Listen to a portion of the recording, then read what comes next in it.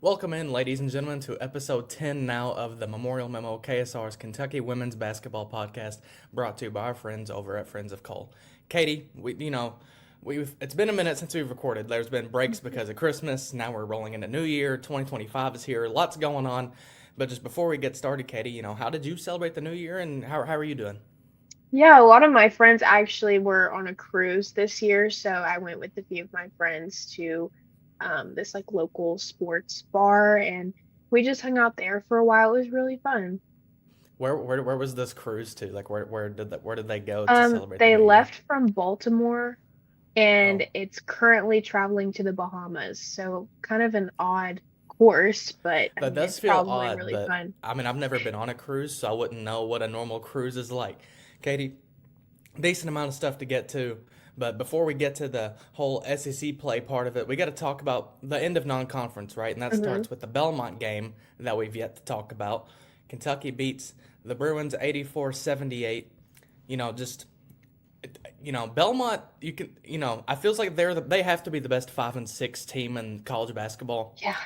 I mean, they've played us close. They've played Mississippi State close. They've played Ohio State close. I mean, it just feels like every game Belmont's in is down to the wire, but they can't really ever seem to pull it off. But Katie, we win 84-78. Just, Mhm. what are your main takeaways from that game? Yeah, I mean, leading up to the game, we saw that they've played some really good quad four opponents or quad one opponents. So, um, we knew that this game was going to be close. And I think that I wasn't really expecting Belmont to lead for much of the game, but I definitely was expecting Kentucky to win. I think this is one of those games that kind of brings out the issues with slow starts because even though Belmont is a team that Kentucky should have beat handily, and they kind of did, I guess, towards the end, slow starts really mess with the rhythm of the game. So it was definitely a hard watch at the beginning, but I think that Kentucky kind of got their groove and figured it out after the half. But yeah, I think the slow starts have got to go heading into the SEC. Yeah, you go into the half down 39-33, and you're down Hmm. six, and you're like, oh goodness, we're going to drop one before we get to SEC. But, you're down by six and you win by six. So, you win the second half by 12 points. That's pretty good considering how good this Belmont team is. But, I mean, I guess in the end, it's not about how you start, it's how you finish in a way. Yeah. Like you found a way to win, right? And then, Hmm. just to kind of dive into the stats, right? Georgia Amore, 23 points on 7 of 13 shooting from three, 5 assists, 3 rebounds. I don't know if it was her best game at Kentucky, but it felt like she'd kind of been struggling to figure out offensively for a Hmm. while. And lately she's exploded. And I mean, she was on fire that night. It felt like anytime she got the ball in her hands, Katie, it was going in the hoop. Yeah, I think this kind of felt like old Georgia Amore. I feel like we hadn't seen it yet. We'd seen a lot of like facilitating Georgia, but we haven't really seen producer Georgia. So this was really exciting to see 7 of 13 from three. And I think that now that she's kind of broken out of her shell in this way, and Kenny Brooks talks about changing her shot, and that clearly made a difference. So hopefully this Georgia is here to stay. Yeah, and then you had Amelia Hassett, right? I felt like we've talked about this before. She's actually now averaging a double double, but it felt like me and you every time we were getting on here, we are like, man, she's so close to a double double. She Mhm. had 16 points, 11 rebounds, 2 steals along with that, too. Just another good game from her. And I felt like, it's so important. We're going to talk about this in a minute, but going into SEC play, Katie, it's so Mhm. important to kind of have all these pieces meshed together. And it's just so good to see that Amelia Hassett's really starting to find her groove, too. Yeah, and she actually played the most minutes out of anybody, which I think is so great to see that Kenny Brooks obviously has faith in her, just like we do. I mean, we talk about how she gets better every single game, and he clearly sees that, and he trusts her to be the one to play the most minutes. Now, it probably would have been Georgia, but I believe she got into foul trouble at the beginning of the game. Yeah, Um, that sounds right, yes. but I mean, Amelia played great, and I think that she's becoming one of the most important pieces on the team, if not already. And then you have Deja Lawrence, and Deja's so interesting to me. And I wrote an article about this the other day because Kenny was talking about it. Deja's a score first guard. Like, I Hmm. mean, she was that at Charlotte. She's been that at Kentucky. Anytime she gets the ball, she's looking to put the ball in the hoop.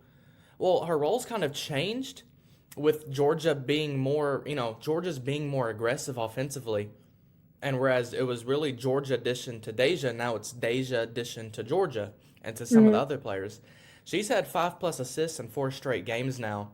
And Katie, I didn't even realize, but in the 4 games before, okay, so in the last 4 games, she's had 5+ assists. I didn't realize in the 4 games before, she didn't record a single assist. So she Wow. went from going 0-0-0-0 to 5-5-5, and I think she had like a six in there, 6 assist game. But she had 15 points, 5 assists, 5 rebounds, 3 steals. I mean, that's just a great all around game from her, too. Yeah, definitely. I think that she's growing in that aspect of, yeah, she can shoot and we can rely on her to score, but now you can rely on her to find her open teammate and see that open shot. So she's just such an intelligent point guard with great court awareness, and I think that that is really coming out, especially against Belmont. And then it felt like, I don't know, I guess just those three were kind of the highlight of the night. But you had Hmm. Clara Strack and Tiani Key, who had 12 points and 5 rebounds apiece. Good games from them, too. Hmm. Yeah, the good games from them. I think, of course, we want to see more from Claire Strack and Tiani, but I mean, it's not always going to happen. So it's great to have other players you can rely on instead of them. And then, then we got WKU, who Kentucky, that was their last opponent. That was their last game. They won that one 88-70 in historic Memorial Coliseum. Katie, I feel like the main thing is just that I feel like it was a really great crowd. We've had that for 2 games Yeah. in a row now. I mean, I didn't realize, but apparently it was over 6,000 or around 6,000 for both games, which that's around capacity. That's around sellout crowds. And that's for Belmont and WKU. Feels like really quickly. I put something out on Twitter, I think, that night because UK released a graphic that was like undefeated non conference play at home. And I think I quoted that tweet or I said something, and I was like, it's not a coincidence that Kentucky is like the attendance is improving because they're putting out a product people want to see. Hmm. People were quick to tell me like, hey man, we wanted to see the product. It's just crappy game times, and they always play at the same time as men. And I'm like, well, yeah, that matters too. Yeah. But just the crowd's been really good lately, and I can't wait to see what it looks like. I guess tomorrow now against Mississippi Hmm. State too. Yeah, so I didn't get to go to the WKU game, but of course, watching it on TV, you don't really get the same feel of the crowd that you do when you're there. And so for you to put such an emphasis, especially on the board, I think you were talking a lot about the crowd on the board and just seeing how many people were there. It it's encouraging to know that people want to see Kentucky. Of course, like you said, it's not that they haven't always wanted to see it. It's the, schedule conflicts and things Yeah, like that. But tomorrow's game is at 7 p.m. It's yeah. on a Thursday night, and it's the opener. It's the SEC opener. So I'm excited to see the how the crowd turns out for the first SEC game. And we haven't seen that Memorial Coliseum sold out graphic yet, but We hopefully, saw it against Louisville, well, but against other than Louisville, but that, I meant for tomorrow, we haven't seen that. And yeah. hopefully, as we head deeper into SEC play, because we have that 3 game away game stretch coming up and then another away stretch coming up, hopefully we see that graphic more than once. Oh yeah, that's yeah. It's. I mean, I thought it was awesome. I think we would. Hmm. Well, we did a non-conference takeaways article that released this morning, Wednesday. We're talking about here, and uh, I think that was one of the things I said. Like they released that sold out graphic for the Louisville game, Hmm. and I was like, oh, this is awesome. Like Yeah. this is great. I hope we hopefully we do get it for Hmm. tomorrow's game, and if not, hopefully we get it throughout the course of SEC play. But Katie, just going back to WKU, I felt like the game. It's so weird because we talk about slow starts a lot. I Hmm. feel like it was, but it wasn't. And Yeah. it wasn't because it was a fast paced game. Hmm. Like like I looked over to the bench because I thought, man, I was like, my gosh, my head's on a swivel. Sound like Adam Luckett talking about head on a swivel, but I was looking and I'm like, my goodness, this is going fast. And then I look at Kenny, and it's 2 or 3 times in a row I noticed he's going like, so he's like, let's go, let's go. We're talking to Georgia. So Hmm. clearly that was kind of part of the game plan was to push the Yeah. pace against WKU. But I say it was a slow start too because the shots still weren't going in. Mm-mm. I think both teams started like 1 for 10 from the 3-point line, just really couldn't find their groove going. But And again, I said it earlier. It's not how you start; it's not how you finish. We scored 80+ points in 4 straight Yeah. games. Like I don't like. I think Corey Price put that out on Twitter. I don't like. Does that even make sense, Katie? Like, what is going on with this team? I mean, I think we talked about this a couple weeks ago. I think it might have been the last episode that we did, but talking about halftime adjustments and Kenny's ability to make those adjustments because yeah, the slow starts are really disappointing and sometimes they're really hard to watch, but like you said, it's not how you start. Sometimes it's how you finish. I mean, you want to win. So regardless of how you start, you still have to be able to come out in the second half and, do what you're supposed to do. So it's honestly, to me, it kind of feels like the second half team could be a 4 quarter team, if that makes sense. Like I want to see the second half team for all 4 quarters because they are so much, it feels like they're so much more energetic and the shots are falling. And that's kind of, I mean, you want to see that for 4 quarters. It's so like it's obvious. Obviously you want to see it for 4 quarters, but I want like I don't really know what else to say. Like I just want to see that more instead of Yeah. just in the second half. Well, I want to ask you, like, because I thought about it a little bit, and I think we've maybe even had this discussion like in brief before. Hmm. But does it kind of worry you heading into SEC play, like, because we get these good results and we're beating teams. I mean, all of our Hmm. wins except for the Belmont game have been by double digits. Yeah, Like we're beating the crap out of teams, but at the same time, Katie, like these slow starts. I think it's fair to say you can't get off to a whole lot of slow starts against the SEC teams, really good I teams. agree. I Are think you my worried about that kind of going into SEC play, or how do you view that? I think I am a little bit worried because I remember at the beginning of the season we kind of had like our predictions for a record and how Kentucky would finish. And I feel like my perspective is changing a little bit because we finished non-conference better than we both thought. Yeah, But like if we're playing like this from the start against every team in the SEC, against really good SEC teams, you're not going to beat them because they're going to start out with way more momentum than you. And so I am a little bit worried, but I do think that it's something that Kentucky can fix.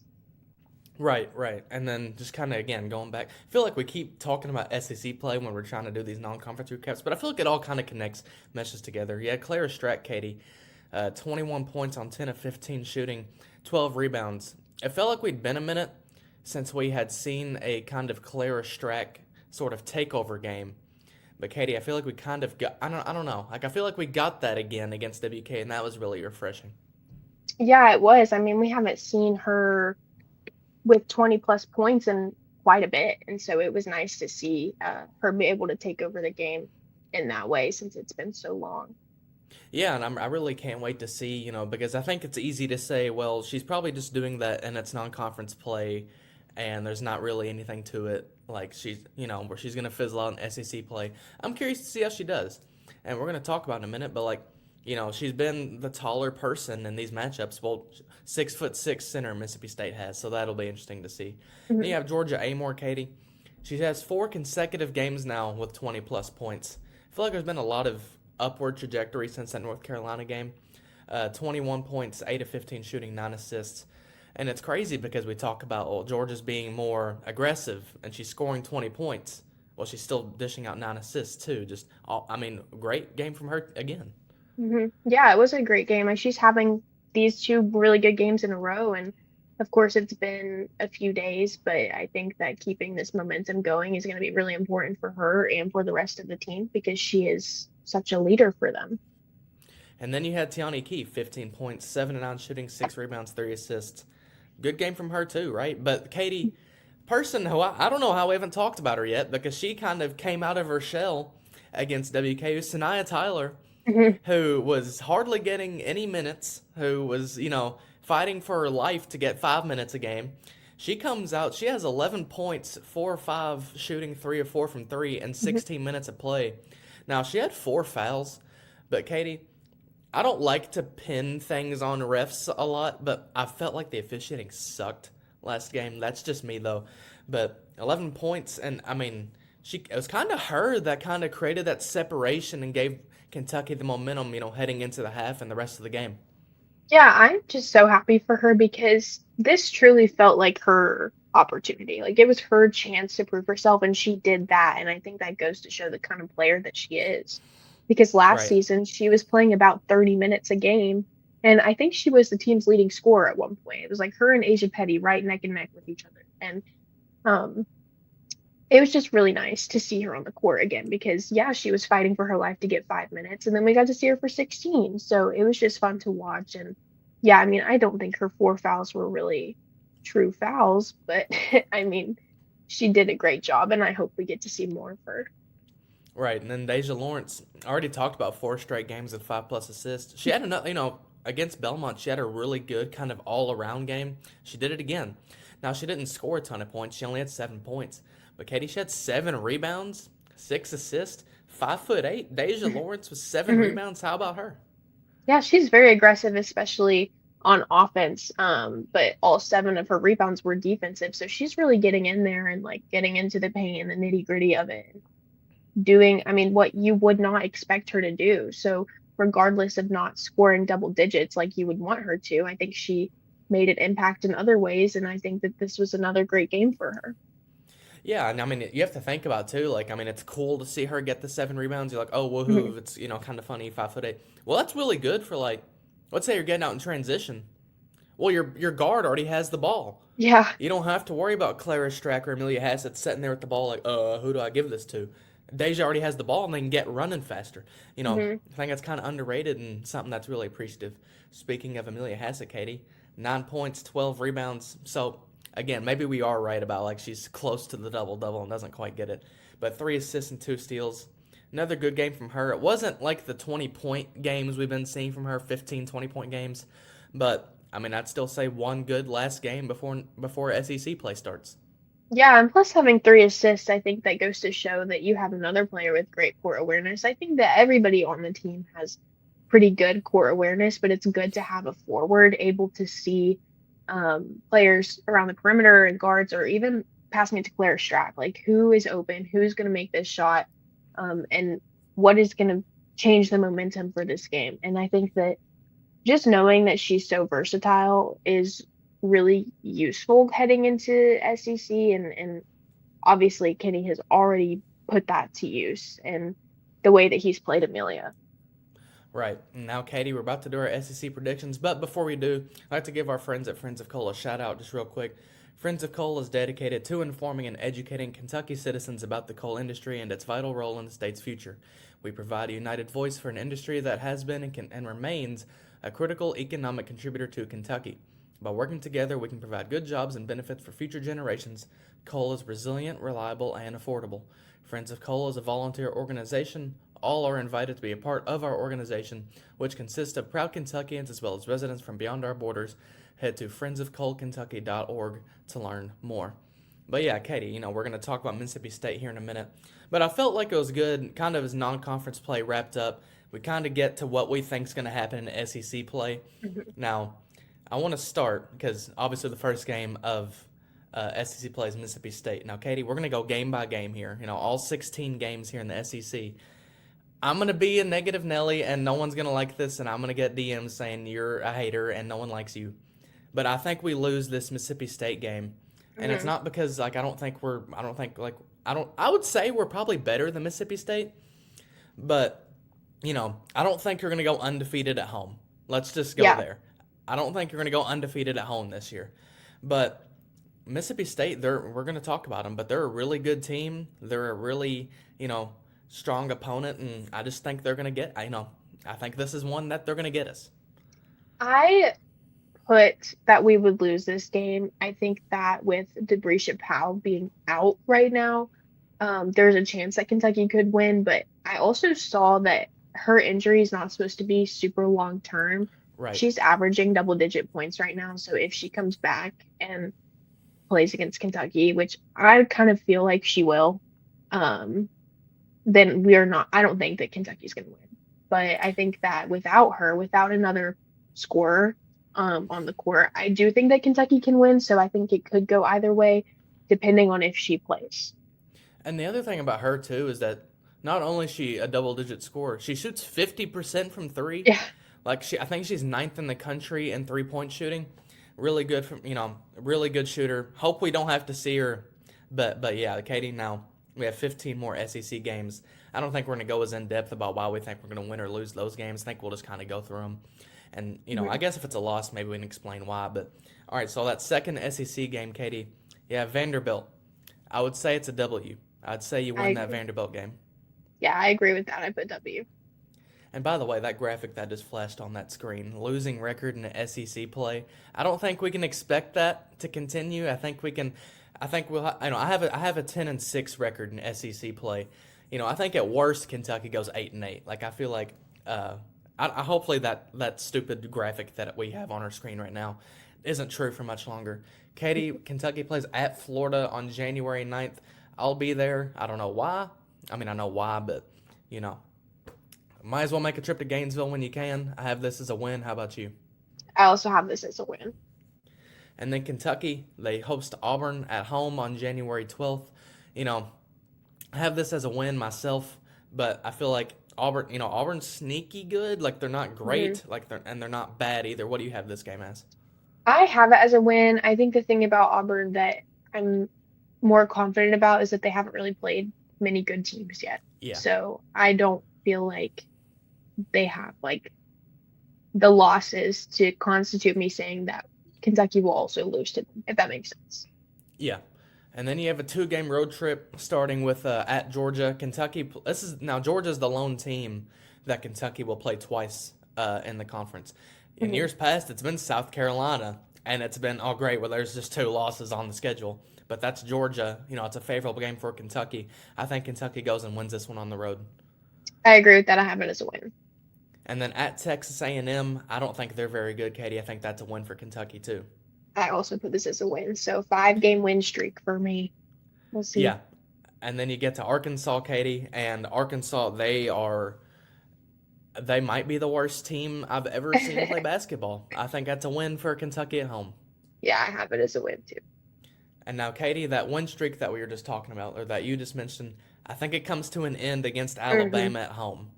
I, you know, I think between Alabama and Ole Miss, Kentucky's going to drop one of those. And again, I don't expect Kentucky to go undefeated at home, so I picked Alabama as my loss there. What do you have? Yeah, I have it as a loss as well, just because they're 13-1 right now. So I think that they have really good momentum and energy. And like you said, I don't think we're going to go undefeated at home. I think this is the one to drop. And now I've seen people online kind of be like, well, Alabama, like they're a pretender, like they haven't played anybody. But I mean, you're beating a team you're supposed to beat. I just feel like, and they're a good team. They were a good team last year. Hmm. And Sarah Ashley Barker, one of the best players in the SEC, could give Kentucky some trouble. Next game, Katie, at Oklahoma. That's at a top 10 team.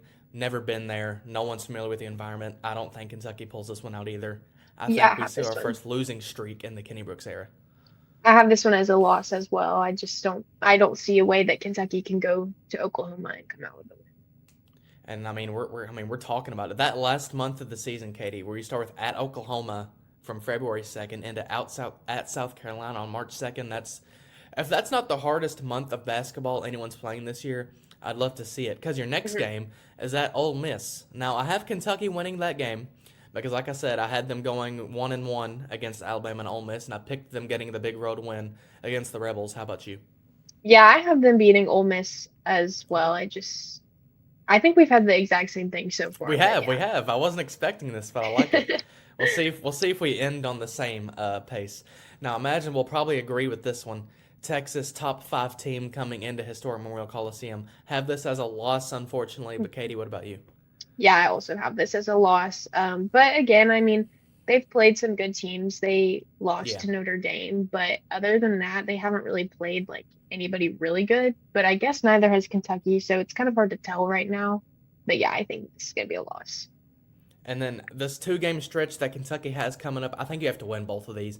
Like you Hmm. play Georgia and Missouri at home. Katie, you think we win both of those? I mean, I sure as heck think we do. I think you almost have to. Yeah, I have both of them as wins. And now this is the one, Katie, that I sat there for probably 5 minutes and I thought, is Kentucky going to win or lose this game? Because here's the thing about LSU, you play them at home. I think LSU plays at Tennessee. I can't remember what day. But, I mean, Hmm. that's one of their upcoming games. It'll be really interesting to see how they do against a team that's pretty much as good as Kentucky is. They're 15th, we're 16th in the poll, but Tennessee's undefeated. Let's see how, because LSU has not played anyone. No. They have played nobody. You want to talk about pretenders, them being a top 10 team. I mean, they probably should be a top 10 team, but I feel like anyone in the top 10 could probably beat them by 15 points. LSU is, they have Flage, they have Anissa Moro, but are they LSU like LSU has been? Are they national championship contender LSU? Hmm. I just don't know. With that being said, I did put it as a loss on my prediction, but I could very well see Kentucky winning this game against LSU. How about you? I also put it down as a loss, but I'm looking at their schedule right now. I mean, they beat NC State by 17, but they also went to overtime with Stanford, and Stanford's unranked. So it's I feel like it's hard to tell. Like LSU is coming to Kentucky, so Kentucky has the home court advantage, but the hype around LSU is just kind of marketing them as such a powerhouse. I think also coming off of last season, it's hard to imagine LSU isn't as good as what they were. Um, but again, I feel like it's hard to tell right now. So I did put it as a loss, but I could see Kentucky winning. I mean, don't forget. I mean, Murray State almost beat LSU at their place. That game was down to the wire heading into the fourth quarter. I think LSU ended up Hmm. pulling away and winning by like 14, something like that. But LSU, like, you talk about pretenders, they could be one. I mean, they could be for real. Like, they could figure it out, I guess. But I think we'll kind of get a better gauge of how good LSU is when they play Tennessee on the road. Yeah. Speaking of Tennessee, Katie, that's Kentucky's next game after LSU, and the Lady Vols are better than anyone expected them to be. I mean, they're Hmm. undefeated, number 15 in the country. I think they beat Florida State. They beat everyone they're supposed to beat. And I mean, their offense, I don't know if it's the best offense in the country. I mean, I just don't know, but I feel like I look on Twitter and I see like Tennessee scores 150 points every game and they're beating everyone by 1,000. Hmm. And I mean Kim Caldwell, she's done a great job rebuilding them. With that being said, though, it's kind of like the LSU game. You sit there and you're like, well, will Kentucky win? Will they not? I do think Kentucky gets the win against Tennessee at home. Hmm. I don't. I think Kentucky goes 1-1, and I could see 2-0. Well, here's that 2 game stretch. I could see 2-0. I could see 1-1, and I can see 0-2. Now, obviously, I think Kentucky goes 1-1, losing to LSU and beating Tennessee. But that two game stretch right there is pretty important. But I do have Tennessee beating the Lady Vols. Probably it'll be a great game. I would Hmm. imagine, rivalry game. I imagine Memorial ought to be sold out for that one. So what do you Yeah. have in that one? I do have it as a win. Again, I'm looking at stats right now, and Tennessee has five 100-point games so far, and one of those games was 139 points. They beat NC Central by 80, which Yeah. is just so Well, let me crazy. say, North Carolina Central, they are the worst team to ever touch a Yeah, basketball. I don't know if have they won a game. Can you like click? I don't I think North can. Carolina Central's won a game. No, I they think haven't. they lose to everyone by like 90. I mean, because I think North Carolina played North Carolina Central before they played us, and it was kind of scary because like, oh goodness, they just scored 120 points. Like, oh geez, well they played like the worst team to ever exist. And Katie, I think it's pretty safe to say we're gonna have the exact same conference record because Kentucky plays. They have to end their season at South Carolina. Hmm. I don't know if you all know. I think South Carolina's won like 65 straight games at home. They don't lose at home, and I'm not gonna pick them to lose this time. Mm-mm. Unfortunately, have Kentucky ending the regular season on a loss. I do too. I think that I mean, again, last season we saw Kentucky go to South Carolina and South Carolina dropped 100. Of course, it's not the same team either way, but yeah, I don't think that Kentucky can beat South Carolina at home. I don't think anybody can beat them at home. So when we see it this season, if we see it this season, I think that'll be a fun game to watch. I don't know. Yeah, it would for sure be a fun. They're not gonna go undefeated. Well, they can't because they lost to UCLA, but they're not gonna go through SEC play undefeated. I think the conference Hmm. is just too good. I Yeah. don't see that happening. Well, Katie, since we had the exact same conference record, that means we both think Kentucky goes 21-7 and 10-6 in the SEC. I think it's fair to say that's a pretty damn good first year for Kenny Brooks. Hmm. I mean, it's considering like this is supposed to be a rebuild or like a rebuild, and oh my goodness, you pulled 13 pieces from the portal, and this whole team's just a bunch of crap. Well, winning 20 games. Well, here's the thing: winning 20 games. That seems like okay. That's a good standard to have. Well, I mean, it's different when you have, let's say, like in men's basketball, you have Kentucky playing 31 games. This season, Kentucky, we're playing 28 games. Hmm. That's three less wins, or it could be three less losses, but three less wins that are kind of just sitting there you don't have anymore. Yeah. So, I mean, a 21-7 record, I feel like that's a pretty good record to have at the end of the year. I think also we both predicted 20-8, but we also Yes. both predicted more non-conference losses. Yeah. So I think that the SEC record for me isn't the same as what it was when I was doing this originally, but I mean, we've talked about this so many times, but going into SEC play, 11-1 gives you so much wiggle room when it comes to tournament time of like if you drop a game, it's not going to be as detrimental. Yeah. It's funny because we're talking about we both think they go 21-7, which I did not. I expected. I expected 20-8, so I expected one game Hmm. worse. I thought they were going to lose to Illinois Yeah. in the Music City Classic. I don't know if you thought that too, if you thought we were going to Hmm. lose to Louisville, but I think it's good and surprising that we agree completely on the SEC play. But Katie, what's your? I wanted to ask you this because we're kind of talking about it, and we're just us talking here. What's your like? We'll go like floor and ceiling, right? So for this team, I wrote down what do I think is my realistic floor, my realistic ceiling.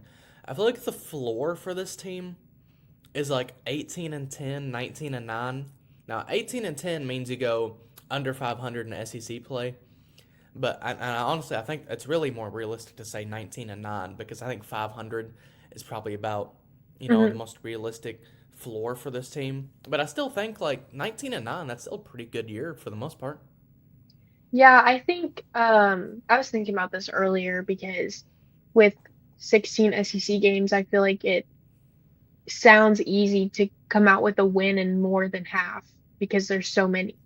But where the SEC is so good, besides just a few teams, I feel like there are games like the game at Ole Miss. We both have it as a win, but I think that that one could go either way. I think you could drop both games at Oklahoma and Ole Miss.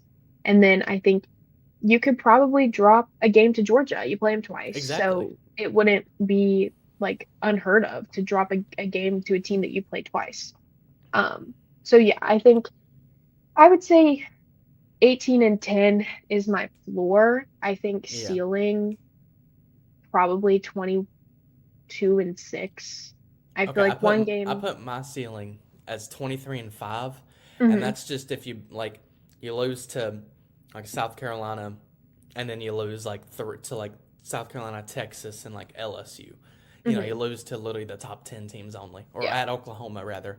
I Hmm. guess no, because yeah, it would have been at Oklahoma, Texas, South Carolina, and then like the LSU game. You lose to the Hmm. top 10 teams in the country, Yeah. but. And 23-5. If you can go 12-4 in SEC play and go 23-5, now obviously I think it would also kind of depend on your SEC tournament run. Well, let's just start with that. You go if you manage to go 12-4 in SEC play. I mean, you probably get a double bye in the Hmm. SEC tournament. You're probably a top 4 team in the conference, and then NCAA tournament seed. You're 23-5 in the SEC, Katie. I mean, what would you say? Like, I feel like you go like that. I feel like you have to be like a 2, 3 seed. Hmm. Yeah, I mean, right now Kentucky's projected at a 4, right? And they're Or it's you just talking for about NCAA non-conference. tournament seed? Yeah. Oh no, Yeah. Kentucky. Latest bracketology came out. Oh, it's bad, Katie. Latest bracketology came out. So after the North Carolina game, Kentucky was a projected 6 seed, and that's kind Okay. of where they've been at. And you're like, okay, they're a 6 seed. We've won games since then, and we fell down to a 7 seed. Oh, I okay. don't. I didn't And realize that Vanderbilt, Katie. I talked about this. Wrote an article about the bracketology. It might come out before this episode even airs. But Vanderbilt's a projected 4 seed. Hmm. What has Vandy done that is so much better than Kentucky? They're a 4 and we're a 7. They're also a one-loss team. They lost to Michigan State. I think they're number 21 in the country on a neutral court. Just, they Like, what in the world? Yeah, look at the bracketology. Like, what in the world is this? Now, Kentucky's in that Birmingham region with Notre Dame. Now, what Hmm. I don't love, you see right there, UConn is the 2. Now, Katie, UConn has beaten Kentucky in the NCAA tournament. Like, I think Kentucky under Matthew Mitchell got to the Elite Eight like 3 or 4 times, and 2 of those losses in the Elite Eight came to UConn. And it's just like, well, what the crap, right? It's just it's a really unfortunate that Kentucky moved down. There's 10 SEC teams in the NCAA tournament. Of course, the Big Ten has the most of 12, but you just look at that, and I mean, and you play a Stanford team, or you're projected to play a Stanford team in the first round. That's they took LSU to overtime, like you mentioned earlier. Like, it's not it's not perfect. And then yeah, as Stephen just highlighted there, you got Louisville, who's an 11 seed, who I would love to, if that ended up happening, I would love to watch them lose to St. Joe's. I would laugh on Twitter so much. But that next round, if they were to win and then take on Alabama, I mean that's not a given either. But Yeah.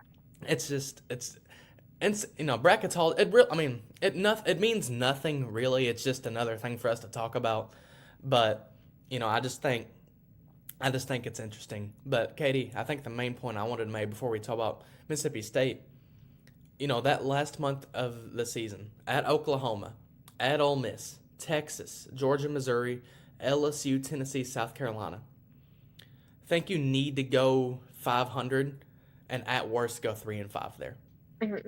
Yeah, I think that playing at South Carolina, I think is just almost like a guaranteed loss That's unless like a death Kentucky sentence. I can mean, I be mean, the if we pull team. off that win, then Yeah. we'll just win the national title.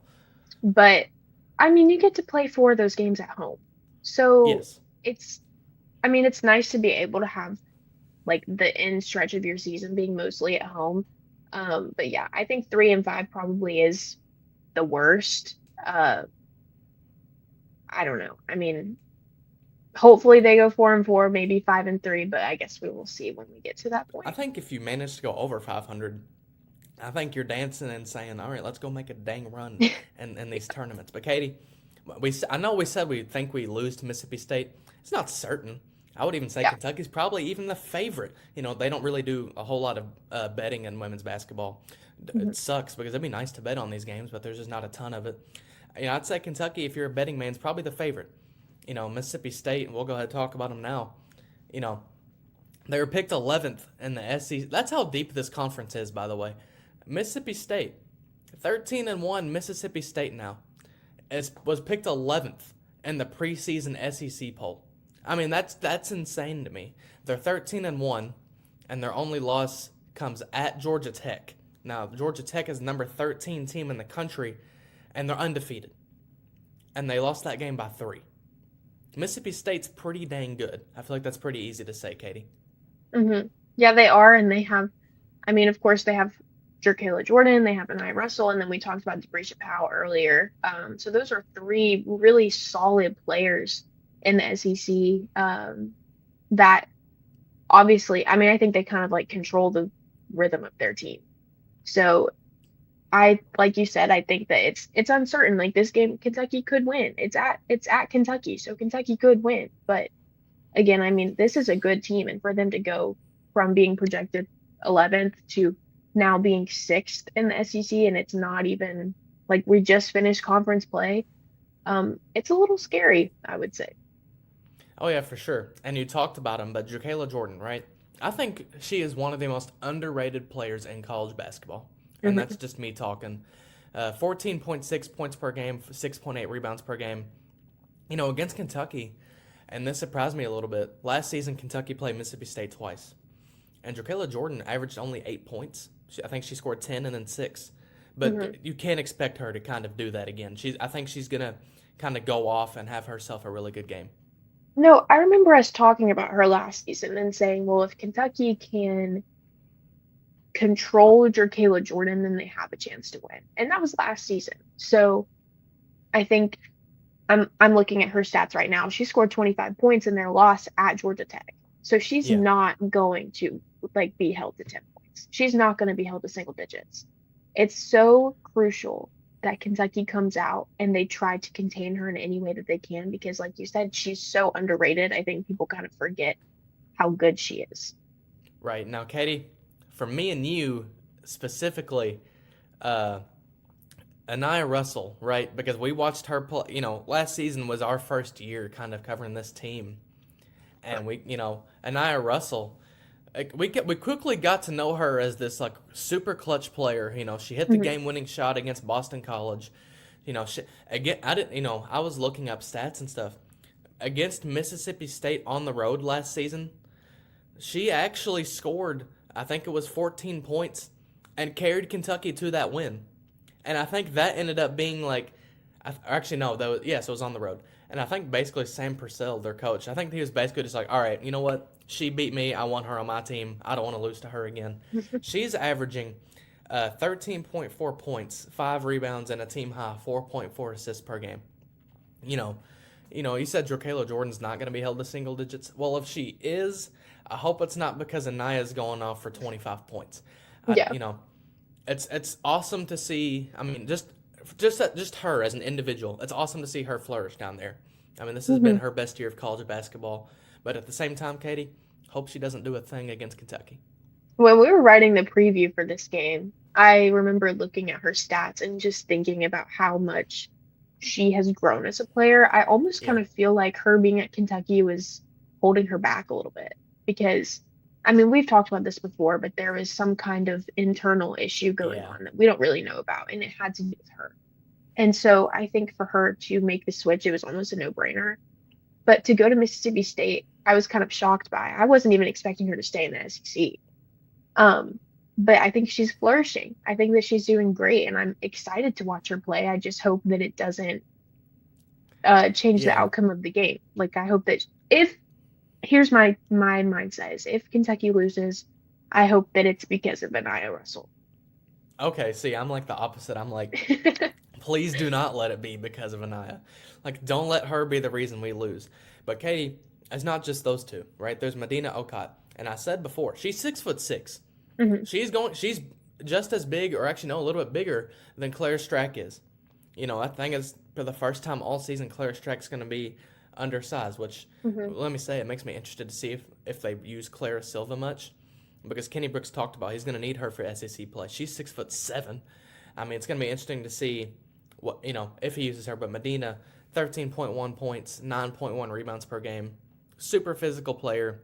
Um, it's going to be interesting, you're right, because Mississippi State, really good team, super physical bigs. How can our bigs handle that? Mhm. I almost wonder if this is when we start seeing Kenny run a bigger lineup more consistently because I feel like we've been seeing a lot of Deja Lawrence and Cassidy Rowe or like Yeah, Georgia and Deja and like the smaller players on the team kind of being the majority. And now we have to face players that are like outsizing us. Like right. we haven't seen that yet. There's been nobody on the court that's been taller than Clara Strack. And so to go from being a team that is completely outsizing everyone by feet to finally having to play a player who is taller than you, it's going to be an adjustment. But I think that, I don't know, I think that Clara Strack has been conditioned enough to be able to compete. But I do worry a little bit about Clara Silva because we haven't seen her be super aggressive yet. So I'm excited to see what she can do, but I'm hoping that she can kind of break out of her shell a little bit and be useful in that aspect. Yeah, this will be a really good test to see where the bigs are. And I think like someone like Amelia Hassett, someone Hmm. who's pretty physical herself, not will do anything and go get that rebound. It'll be interesting to see how she does too. And we talked about her, and I think it's worth talking about her because of what she can do. Debrisha Poe, who, again, uh, Mississippi State's on three guy, Robbie Falk, and you talked about this. She has a foot injury. It's not expected to be long term. At the time of this recording, we're not 100% sure if she's playing or not. I think she's missed their last 2 games. Hmm. Uh, Mississippi State, they desperately need her because she averages 10.1 points and again shoots 48.3% from three. She brings a lot to the table, Katie. I'm actually pulling up Mississippi State now to get who started in her place because she's actually done really well in her place. But Depresha Poe, it'll be interesting to see if Kentucky will have to face her or not. I believe it was a freshman that started in her place, and I wrote this down in the preview, but I It actually was can't a. remember who it I was. have it down. It was a senior. I couldn't think. I knew when I saw the name I'd be able to figure it out, but I couldn't remember off the top of my head. Chandler Prater. So, Mm, senior guard Chandler Prater. So if Debrecia Pope plays, she'll start. If she doesn't play, you'll see Chandler Prater start in her place. Prater's averaging 5.2 points and 4.3 rebounds per game. In Poe's absence, they played. What school is that? UMES. Maryland Eastern Shore. Who in the world is that? She scored 4 points, 3 rebounds, 3 assists. But then against South Carolina State, Katie, she had 14 points, 8 rebounds, 2 steals. hmm. So kind of bipolar efforts there, averaging Yeah. 9 points and 5.5 rebounds per game, starting in those 2 games. But it'll be interesting to see, because I think Hmm. whatever. I think Prater has definitely stepped up in Poe's absence, but I think they probably prefer to have Poe, obviously. But I guess we'll see how that goes. But either way, I think Kentucky will have their hands full. Yeah, I agree with that. Especially, I think Chandler Chandler Prater's stats are a little bit, like you said, bipolar because she's played in every single game, but she hasn't scored in every single game. So her 5.2 average points doesn't sound like a lot, but I do think that she's better than that, if that makes sense. Yeah, I think that she will be better than that if she continues playing consistent minutes. I mean, if she's averaging 9 and 5.5, she's doing decently enough filling Hmm. in Poe's spot as a starter.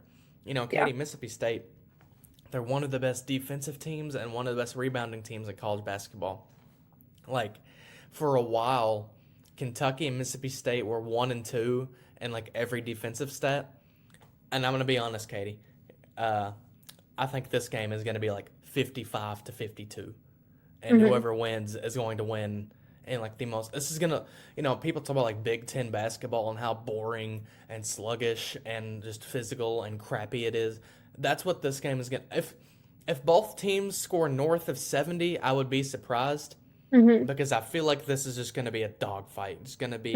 going to be a physical kind of grinded out kind of game. Yeah, I mean, it's the first SEC game of the season, so the stakes are really high. And I do think that these two teams are pretty even in a lot of aspects. So I think it will be very close, and I don't think that it will be high scoring at all. And let me say, Mississippi State, they're unranked. They received 3 votes in this week's poll. I feel like they're better than most of the teams in that 20 and 25 range. I feel like they should be a top 20 team. Hmm. That's just me, but I feel like that's what they are. And I know we said, like me and Katie, we both think we're going to lose. Now, that's not certain. Kentucky, again, probably should win this game.